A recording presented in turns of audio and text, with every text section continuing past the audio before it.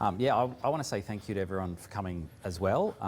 I've obviously rushed here from school, just as most of you have, in what has been a pretty busy science week at my school, so I can imagine everyone else has been flat out as well. I should say as well, there's Dr. Gemma Dale is another lead author on this text, so we've worked together on this to try and bring WA what is I've hoped to be one of the best texts for the new science curriculum next year. And I'm going to talk to you a little bit about how you can use it in your classes this going forward, compared to what the previous edition might have offered. So here's the agenda. You might have seen this before, but I'm going to talk about, in particular, a bit of the new chemistry content that's been added to particularly year 9 and 10, and what that looks like in your classrooms next year. And then I'll talk a little bit about some of the differentiation that's been put into the texts and what you could use the text for in that regard. And then Sarah will talk about the online platform, which I must admit, when she showed me, I was surprised at how much was packed in there. So it'll be really good. She's going to give you a live walkthrough of what that looks like, the online platform as well. And then we'll finish with some questions and answers for those that have any lingering questions. So I guess before I get into it, there's been, I'm sure a lot of you have seen the new curriculum that's going to be implemented next year, and there have been some larger changes where content has moved from a year group to another, but a lot of it is more the smaller changes in the examples that are given.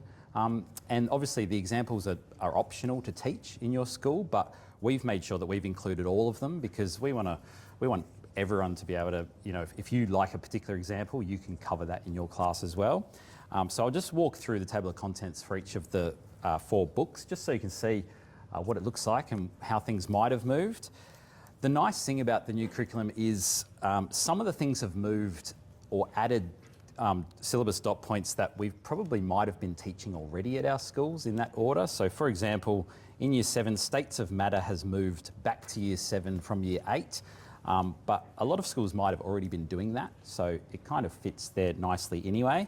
But otherwise, content-wise, the year 7 syllabus is quite similar, just with new examples. And we've really made an effort to have a refreshed Western Australian examples in there, as well as some other Australian examples as well. In year 8, probably the biggest change here is the addition of plate tectonics to the earth and space section, which is there to then marry up with the rocks and minerals, that rock cycle, and then a little bit more on mineral properties. Otherwise, there's the same types of content there, just with different examples again. I will say that in our body and plant systems, we've followed what the new syllabus has presented. However, we do have some extension chapters that are online. So if you get the print book, you'll get an online copy as well. And that will have some extension chapters there on other systems for those schools that want to be able to extend their students in that. I'll move on to the Year 9 textbook. This is where things start to change a little bit in the chemistry area. In the bio section, homeostasis, ecosystems, that's still there. Light and sound is still there. The global systems includes a bit more on the carbon cycle specifically and the water cycle. In the chemistry section, we've added a new chapter. You might have read in the syllabus that they're now mentioning ionic and covalent compounds in particular. That doesn't necessarily mean we're going to go to a year 11 level of ionic bonding and covalent bonding. It's more there, the way that we've interpreted it is it's more there for students to be able to classify the types of compounds such that they can write the formula and write the names of them and not get confused between the two. A lot of students, they name carbon dioxide or dinitrogen monoxide, and then they start to name disodium monoxide. And so they haven't really identified the difference in the class of compound that there are. And that's what we've tried to really highlight here. I'm going to show you some example pages of that as well. It's sort of just bringing a lot of what you already do as a teacher, those skill building exercises, but into the textbook. So the textbook's more than just something that accompanies the course that you're going through it in your classroom, but more something that it's a resource that you can use with worked examples and students can use as well. And in year 10, it just gets a little bit more, there's again, more covalent and more ionic bonding type content. But again, it's certainly not at the year 11 level. It's just going a bit more into polyatomic ions and a few more of those more difficult formula writing or name writing examples. So with that in mind, I'm going to talk you through how that looks in the textbooks, in particular the print texts, and yeah, what that might look for your students as well. So I've started with an example from year 10, and I'll talk through each of these, but I've shown here, there's the page on metallic bonding, a little example of covalent bonding, and then a depiction of ionic bonding.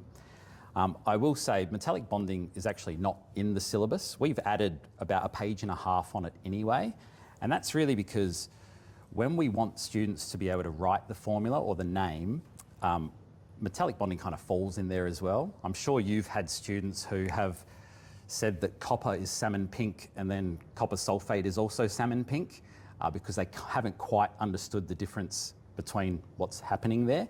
And so that's why we've added that little bit of content here as well. It's certainly not year 11 level metallic bonding, but it's just telling students, hey, a metal is different from an ionic compound or a covalent compound. We've used as many images as we can to really facilitate, well, it's obviously easier to identify for the first time what a covalent bond looks like with a picture rather than a whole bunch of text. So we've tried to do that as much as possible. And then even with the ions, showing them losing and gaining electrons, showing the lattice, not that we're expecting them to know that at a year 11 level, but just so that they can start to relate that to real world crystals that they might have seen. So we start with that in year 10, not to say that we need to teach them year 11 level bonding, but just to give them an idea that there are different classes of compounds and metals on their own. And then we're going to use that to really facilitate the key skills, which is that formula writing and the name writing as well. So how that looks in the text, I'm just going to show you a few of the worked examples. So this one is from year 10 as well. So you've got electron configuration. There are worked examples, many worked examples, to show the students how you would actually go about writing your electron configuration, for example. This is feedback we had from the first edition. Teachers wanted more of those because it actually helps you as a teacher have a resource to actually walk students through as well. So it becomes, rather than an accompanying text, something that you can actually use in the classroom with the students. Moreover, skills that you might be teaching students that haven't been explicitly taught in textbooks, things like if you want to know the charge of elemental ions, you can use the periodic table with +1, +2, +3, etc. These are little tricks that we might know as teachers, but normally we might actually just give them a list of ions and say, memorise these. The text has tried to simplify that and actually give them skills to use the periodic table to identify elemental ions, etc. Even introducing them to Roman numerals. So, you know, when they read copper 2, that means copper 2 plus. The Roman numeral for 2 means that it's a 2 plus. So really walking them through on that SCARSA list of ions that they need to know, how can they actually how do they remember those without actually having to memorise the entire list? Writing ionic compounds, I will say here the worked example is showing them that drop and swap method is what we usually call it. I will say in the text, I've taught them, I've tried to identify calcium's a 2 plus, it's going to need 2 negative ions. So teaching them that sort of concept. However, there is the work examples to actually show them how they can drop and swap and obviously simplify as well. And then how that's different to then covalent compounds where they've got different rules. It's now going to be really clear, okay, we're going to use these rules here for carbon dioxide or sulfur trioxide with these types of molecules or these types of compounds that they've learned briefly in covalent compounds compared to the rules that they would have used for ionic compounds. So I guess at this stage, I'm just really highlighting the fact that we're just bringing the skills that teachers teach to the students into the textbook more. So this becomes something that you can use to accompany your teaching rather than what we've had in our previous edition was more just content-based, something that could accompany your teaching. You would teach the skills and then go to the textbook for something else. This can be used alongside your teaching as well. I'm going to just show here, this is from the Year 10 chemical reactions chapter. Again, it's teaching those skills of how are we going to write chemical equations. Earlier in like Year 9, there's how do we balance an equation. Here I've taken these screenshots because they really mirror what SCARs are giving us as Year 11 and 12 data. So walking them through state symbols and the fact that we need them in our equations to give the example of the phase that each of the reactants and products are in, using a solubility table that is up to date. So we've even got the copper 1 iodide in there. I will say as well that if SCARs were to update any of these tables or like the periodic table or the data sheet, while we can't update it in the physical copy, these will be updated on the online version. So if you've got access to that online version, you'll always have an updated version of it. And you'll even notice things like the L being a curly L, just to match what's been given in the SCARs of documentation. It just helps those students that are going to go through and possibly do ATAR chemistry later on. And this is not just chemistry, it's in physics and bio as well. We're just trying to give them the same things, even down to the detail of having the tick on the L, just so it's familiar to them when they start using other resources later on. And then really, again, skill building, walking them through how do they name a salt? How do they write the formula of a salt? And we've paid particular attention to actually linking the salt that's formed in a chemical reaction to ionic compounds that they had written formula for before. Sometimes students have that disconnect. They don't realise that a salt is actually an ionic compound that they can use the solubility table to identify whether it's soluble or insoluble. And so it all starts to link together for them. It's quite nice how SCARs are actually put this into our new curriculum as well, because it's really a skill-based approach to formula writing and equation writing.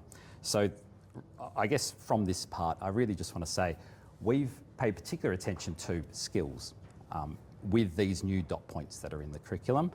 The difference between Year 9 and 10, so Year 9 has a lot simpler explanations, maybe the first little elemental ions.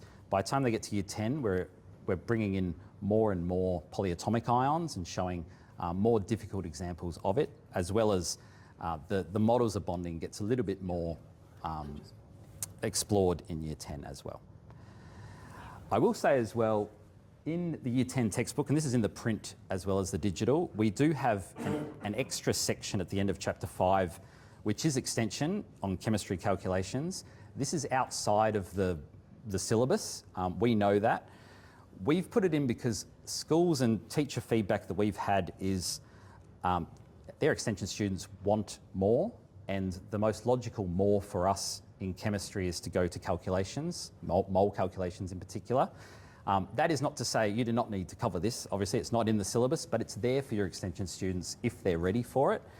And it really walks them through the two main mole equations that you'd start in Year 11 with, which is the moles is number of particles over Avogadro's constant, and the moles is mass over molar mass. And really working them through worked examples, questions for calculations. Again, I will say we acknowledge this is not part of the syllabus, and we've labelled it extension because of that, but it's there for your students if they're ready for it. And when we were putting it together, I was really thinking, okay, my students in my school, what level of calculation would I want them to be able to achieve before Year 11 if they were ready for it? And so we've walked through that. So it includes molar mass calculations and things like that. Okay, that's the more extension student type work in there. From just a differentiation across the board, and this is things that we've added into the text just to cater to all of the students in our classes of all abilities. Every chapter and subchapter has these learning goals at the beginning of each section, just to really narrow the focus so that they know what they should be getting out of it. We can call it a success criteria if you like. And then at the end of each chapter, we do have the success criteria, which are linked to all of the learning goals throughout the chapter. with the linked questions in our review questions where they can actually tick that off and say, yes, I understand that. I will say as well, the review questions and all questions throughout, they all use the verbs that SCASA have given us. I'm not saying that they're all ATAR level questions, definitely not, but it's just using the words that the students start to become more familiar with it. And also we've used Bloom's taxonomy here. It's just a nice way that I think most teachers will be aware of to structure remembering, understanding, applying, analysing, etc. And that's common throughout all question sets in all of the books, in all of the chapters. And I think Sarah will talk a bit more about that in the online component as well. And then the last thing from me, I just wanted to note that throughout we have many different, so we've got the core of the text there, which is the main content, and then throughout we have different types of boxes. Here I'm going to explain the explore boxes, but Sarah might talk about some of the others as well. In particular, I wanted to mention this because when we put together these explore boxes, it has a bit of context, mostly related to WA in some way. But the idea here is that we're presenting students with open-ended tasks. It might be research, it might be thought tasks. And that open-ended is inherently differentiating to the students because your brightest students will be able to take that as far as they want.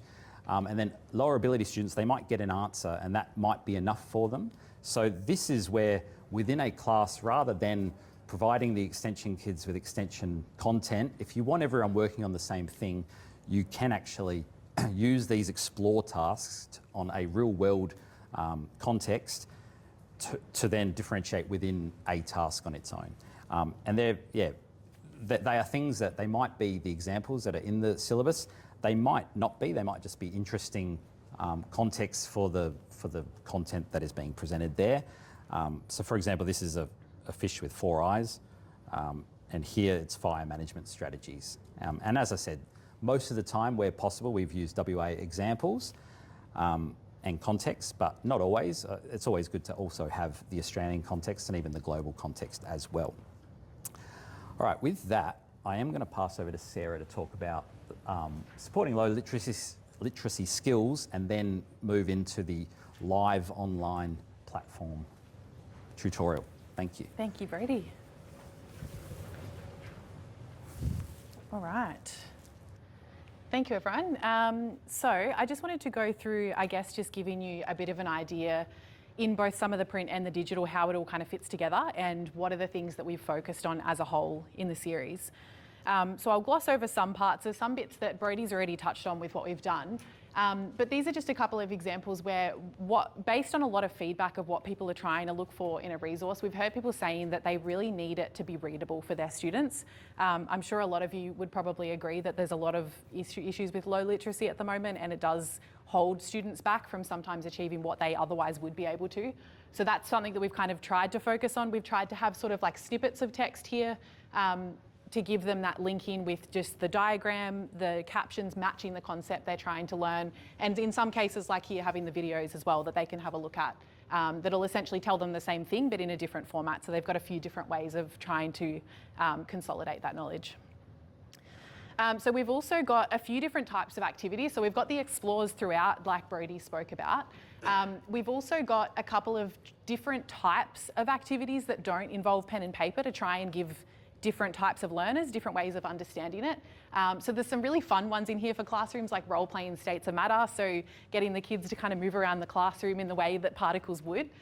So that's a really cool one because the students in the class doing that in real time will learn from each other as well, because they'll see what their classmates are doing and go, hang on, you know, is that water, and how does this relate to particle theory, and what's the transition to the other state, that sort of thing. So there's lots of that sort of stuff. I'm sort of using chemistry examples here, but they're throughout a lot of them.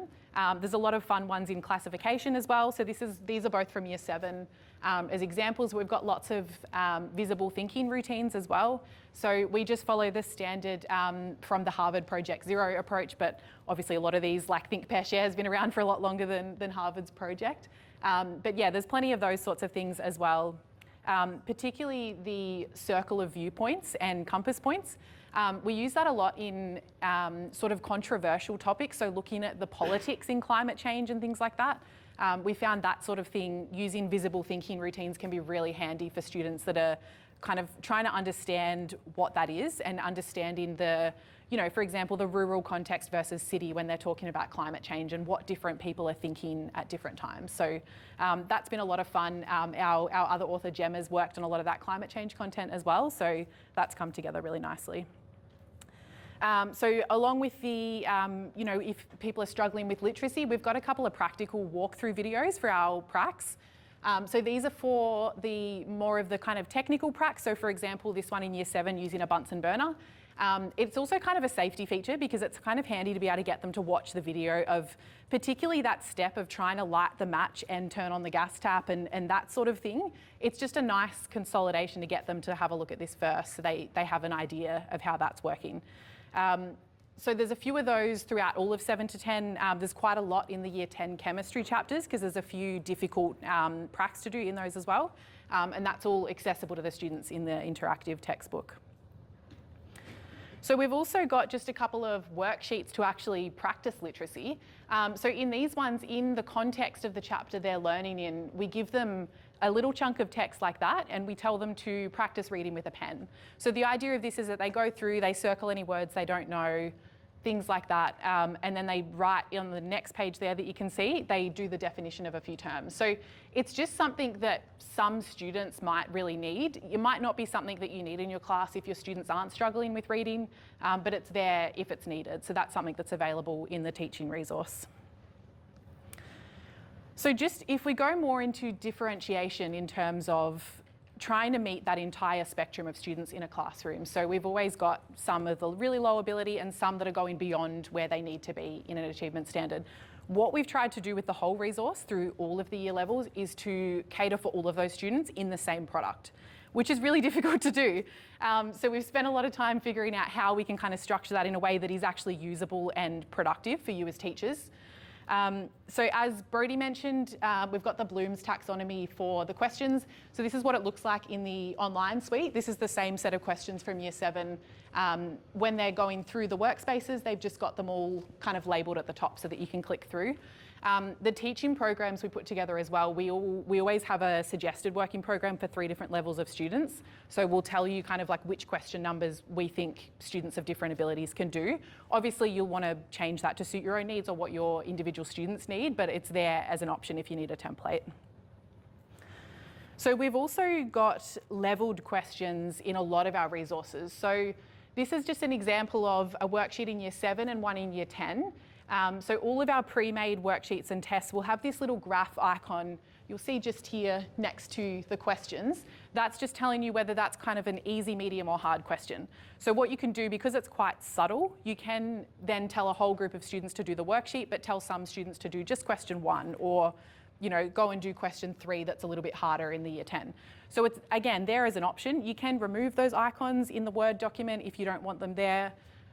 You can remove which questions are really hard or remove the easy ones if you've got high achievers. So that can be edited as much or as little as you need, or it's just ready to go as it is so that you can just assign it straight up.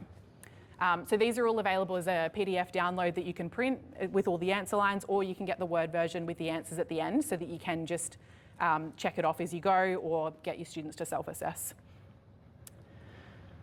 All right, so the last thing I wanted to show you before we jump into the platform is our adaptive testing. So this is something I'm really excited about. We've spent a lot of research in trying to figure out how we can give you something that you can assign a test digitally and you don't have to give different questions to each student, but it will automatically give them questions depending on their ability.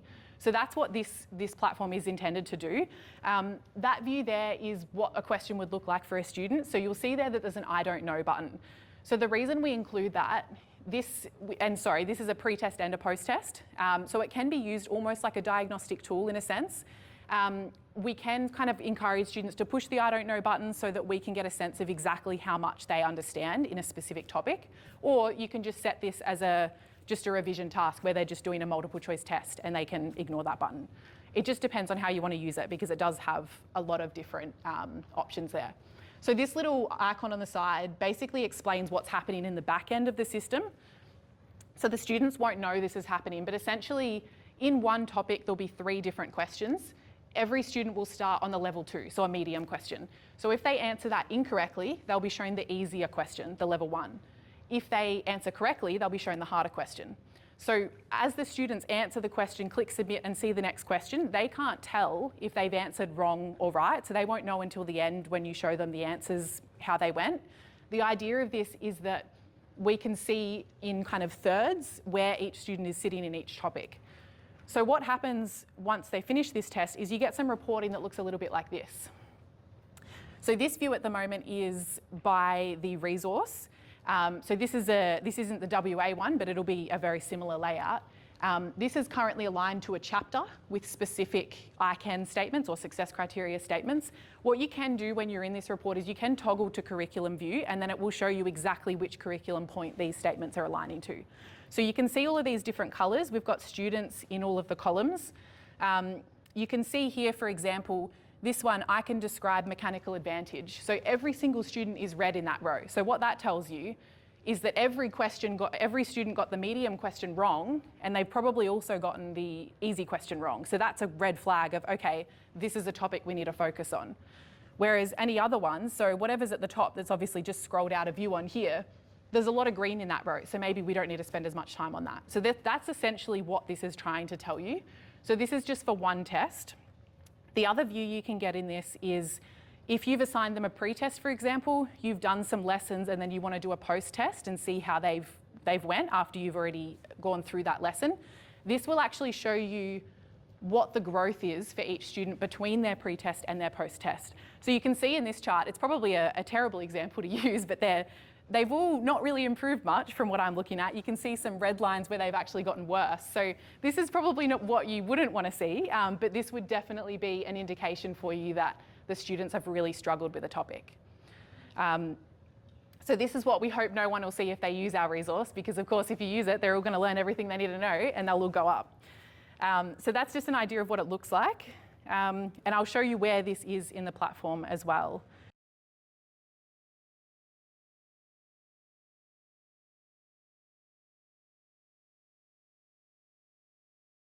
Just note too that in setting up all of this through whoever your bookseller is, our sales reps can actually help with that. So they can come out and do PD with the whole faculty kind of at the end of the year, the start of the year, whenever you need it and however many times you need it. I'm sure Nicole would love me saying she'll come out as many times as you need, but she is very happy to keep coming out and kind of helping with that. So we can definitely help with everything I've just gone through and all of the other stuff that's in the platform. So yeah, definitely get in touch if you do want to hand with that.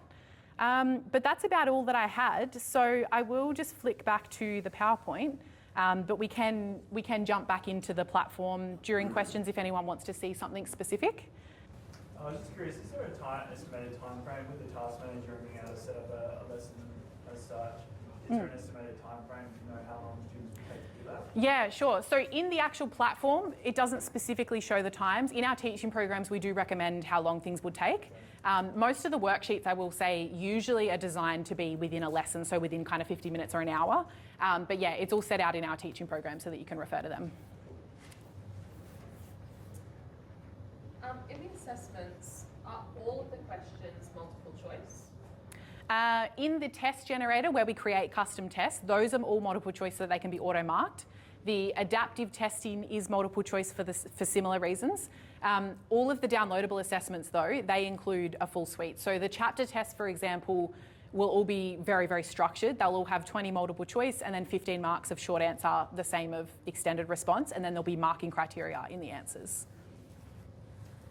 How are your level 1, 2 and 3 matching the grade descriptors, let's say C, D and A? Yeah, it's a good question. So they don't match up directly. If you were to do a one-to-one comparison, they would match up very closely just by default. So level 1 is kind of aimed to be at the expected level, so not necessarily level 2. I know sometimes when you say C3 levels, you sort of think, okay, the middle one's kind of that where they're meant to be. With our questions, it's a lot more level 1 is where they're supposed to be, and level 2 and 3 are a bit higher.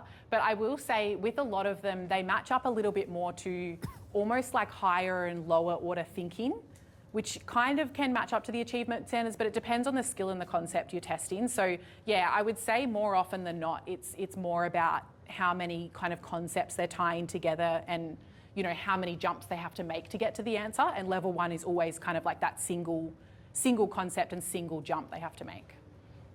Yes? I'm just wondering now, previously the unit reviews and that used to get the questions with the answers. So now can you press on it and it'll just print questions separately by itself? Because now when I do a question answer, I need all the answers, make a worksheet and hand it out, and then show them all the answers. Yep. Yeah, so you can definitely, there's versions that have with or without answers. So even the versions with the answers, we actually keep them all at the end rather than after every question, so that if you are using those versions, you don't have to kind of delete it from each one. But yeah, there's definitely versions you can print that don't have any answers in them, so you won't have to delete anything for the students.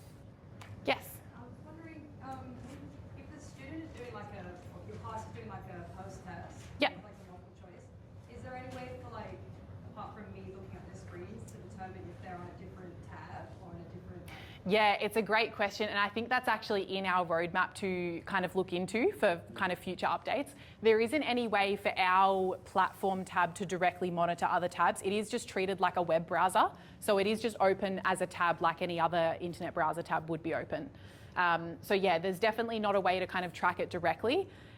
There is sort of some data you can see on how your students are answering things, so you can kind of see, for example, how long they've spent on a question in something like the adaptive testing, and you can see how long it's taken them to answer or kind of submit something. So you've got at least got that data to track, but not a way to kind of directly see if they've moved out of the platform. Yes? If you get a class set and you get the complimentary online access, is that for 12 months or 12 years or Yeah, it's a good question. So the teaching subscription by default is 12 months, but it is something that we can extend for you as well. So that's something that the sales rep on a case by case will come out and kind of manually request that it's extended for you. So for class sets, we can definitely do that. When are your books ready? Yeah, great question. I think Brent was going to cover that, but I can just mention, so they are all going to be available from October onwards. There's things in the digital suite we can release sooner. So for example, if you do want to look at teaching programs ahead of time, you can get in touch with the sales rep, Nicole, and she can send samples to you, things like that. But yeah, for actual sale, it'll be from October. If you're doing an adaptive test, will it eventually, like if your kid continues to get things wrong, will it drop out of that year level into the previous one to check some, or will they just eventually get level 1 questions and they just keep not being able to answer them? Yeah, so they'll just keep getting level 1 in that chapter. I will say within every chapter where there's a pre and a post test, there are always 2 topics included that are prior knowledge. So they will also answer things if they're in year 7. Sometimes it goes right down to kind of grade 4 if it's got the context there. So they will still get those questions as well. And then you'll get an indication of whether they have that prior knowledge and they're struggling with this, or if they don't even have that prior knowledge. And is it the same set of 18 questions or whatever each time if a kid does the same thing? Will it is it a fixed test bank? Or is it more adaptive? Yeah, so there's exactly 27 questions in each test. So that's those sets of 3 questions. So because it's sets of 3 and they answer 2 out of 3 of each one, they'll always sit 18 questions. If they answer, the same way each time, they'll always get the exact same questions. The post-test is different questions as well. So if you are assigning the pre-test and then the post-test of the exact same topics, it'll be kind of like mirror questions. So for example, if there's equations, we'll just substitute same equation but different numbers so they don't remember the question.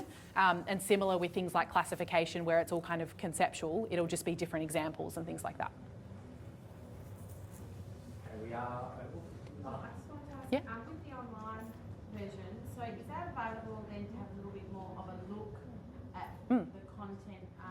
Are you going out and visiting schools? So Nicole can definitely, so she can show you everything that I've just done and a bit more. She can also set you up with a trial for kind of, I don't know what the time period is, it might be like 30 days or something for some time this year that you can have a play around in it. That trial, I believe, would be in the Queensland one so that you can see pre-filled content that's all there. Okay. We'll be able to see more of the WA syllabus. That's right. So Yeah. we'll get a link to a feedback form tomorrow when you go back to school, and so in that form you can provide some feedback about the session. But you can also, there's a section that you can sort of say we'd love to have a product demonstration, so Nicole can come out, go for a deeper dive, and also give you access to look at the content and further evaluation. Yeah, and if you want to look at just the content itself in terms of curriculum alignment, the page proofs we've got on display, all of these are available on our landing page as a PDF, so you can download and have a look at the uncorrected pages for that, and we can give you that link afterwards as well if you want that directly. Yep.